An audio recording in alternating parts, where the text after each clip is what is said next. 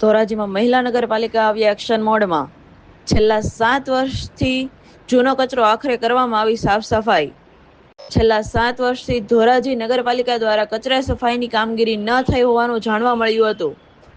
Dhoraji ward number 1માં મહાનગરપાલિકાના કારોબારી દ્વારા કચરો ઉપાડવાની શરૂઆત કરવામાં આવી। નગરપાલિકાના મુખ્ય સંગીતાબેન બારોટ, કારોબારી ચેરમેન સીસી અટાણા તેમજ ભાજપના આગેવાનો સહિત ઉપસ્થિતિ રહીને કચરા નિકાલની કાર્યવાહી હાથ ધરવામાં આવી। નગરપાલિકામાં છેલ્લા 7 વર્ષથી કોઈ પણ પ્રકારની કામગીરી ન થઈ હોય, જેથી આ સમસ્યાઓ ઊભી થઈ હતી।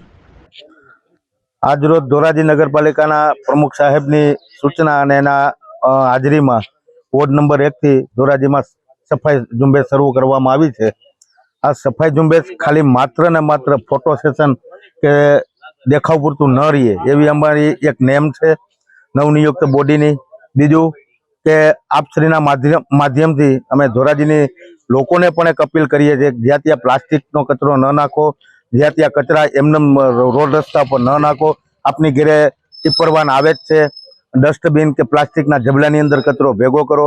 અને બીજું કે ધોરાજીની જનતાને એક બીજી પણ અમારી વિનંતી અને અપીલ છે કે ક્યાંય પણ કચરાના ગંજ હોય, ક્યાંય કચરાના ઢગલા હોય, સફાઈ ન થતી હોય તો અમારા સુધી, અમારી કચેરી સુધી અમને જાણ કરો।